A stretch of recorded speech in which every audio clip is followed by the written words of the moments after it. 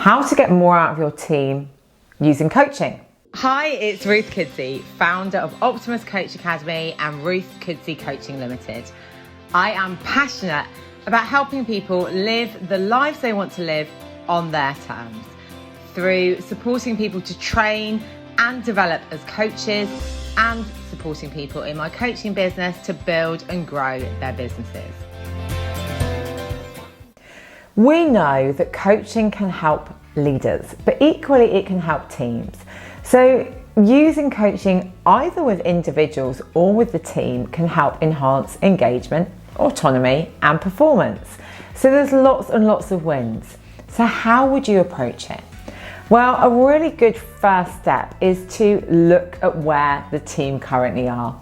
So that might be individually or as a group to assess, how they're feeling, what's going on for them, and to start to look at some common themes.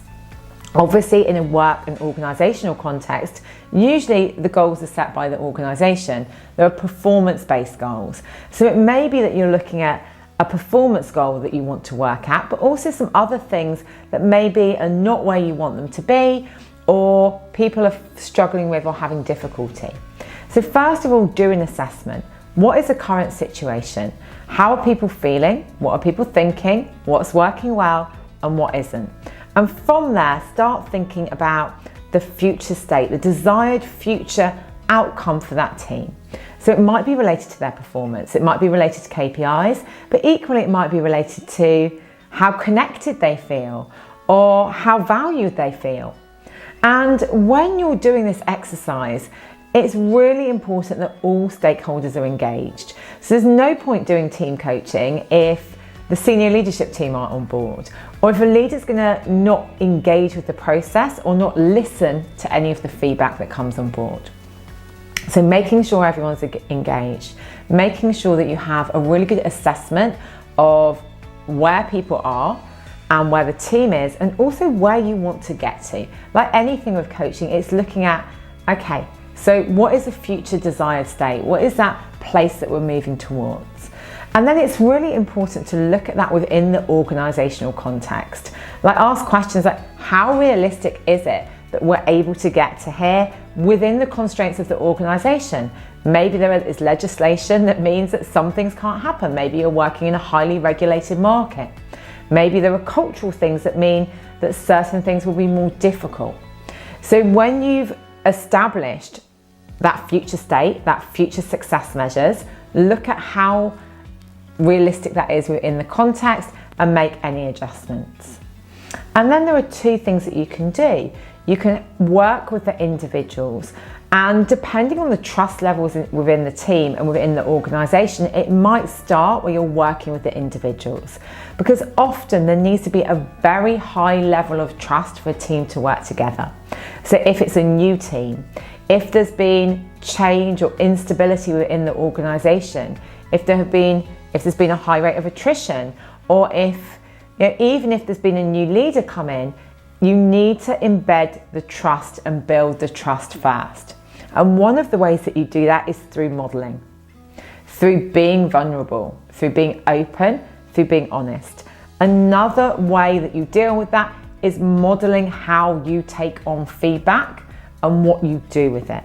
So people can start to see that it's safe for you to fail. It's safe to be vulnerable, and it's safe to give feedback, that you don't have to operate in this vacuum where everyone is a yes person.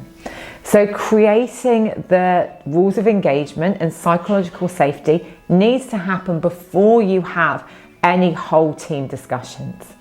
If you are embedding that and putting that in place and really helping people feel secure, you can start to work with people individually at the same time. And again, that can accelerate the process of building trust, because trust is about relationships and connectivity. And so the more that you're able to have discussions with people, the more you can accelerate that process. The more people are able to see a congruence between what you say and what you do, and the more people can actually physically have time with you. Now, I know that's not always easy in hybrid and remote teams, and it doesn't always need to be in person, but maybe that's on the phone, maybe that's in meetings. And then you're starting to think about, okay, if I'm working with people individually and we're looking at how they're related to the team agenda, let's start to think about how I can support them by offering them developmental coaching, by listening to what is going on for them, by helping them do exercises. One of my favourite exercises, and it was for my leadership coach, is a perfect pie. We get people to draw a pie chart of where they currently are spending their time, and then you get people to adjust that pie chart looking at how they want to be spending your time, and then you explore that with people. Because interestingly, the more that you listen, right, where's the aggravation, where's the resistance, where's maybe the training need, where's the capacity to change the job roles for people, if you can start to listen there, that can have a massive impact on the team. So using different exercises through one-to-one coaching or as a group, and then following up one-to-one through line management or individual conversations can impact the whole team.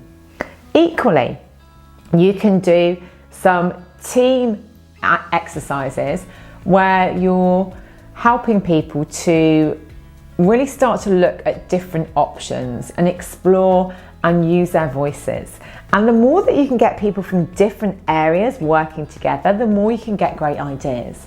So having this coaching approach where you work with people both individually and together, where you embed it in a culture of trust and honesty and transparency, where you listen and act on feedback, where you're open to other people's opinions, and where you focus and prioritize learning, means that your teams are likely to be more cohesive and work towards that common goal together. It takes time, it takes trust, it takes transparency.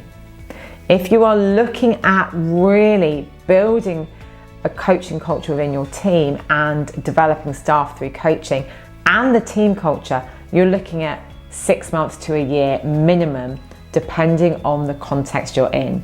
If it's been a area where there's been a lot of transition and a lot of change, it may take longer, but the benefits will be huge.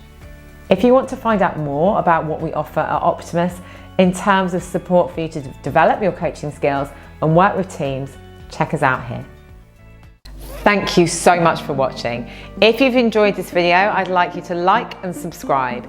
And remember to keep abreast of all of our new videos. Just ring that bell and you'll be notified when any new ones come out. And we'd love to hear feedback from you. So if you'd like to post beneath your biggest takeaway, and equally anything that you'd like to hear me talk about, we're always open to feedback.